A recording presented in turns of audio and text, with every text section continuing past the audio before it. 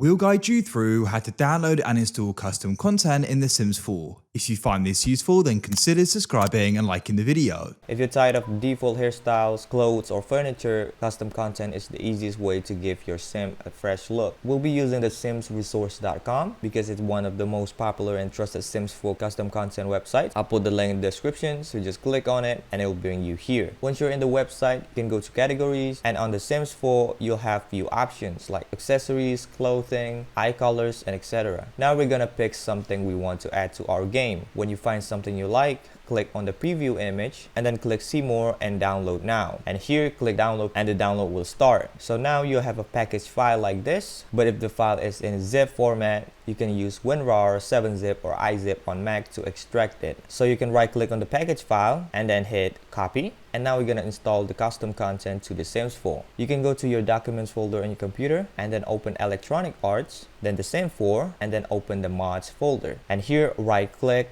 and hit paste. Alright, now you can open up The Sims 4 and then click on the three dots in the top right, then go to game options, then other. And here turn on enable custom content and mods, and also turn on script mods allowed. Click apply change and then restart your games for the setting to take effect. And if you install it correctly, you'll see the new custom content you just installed.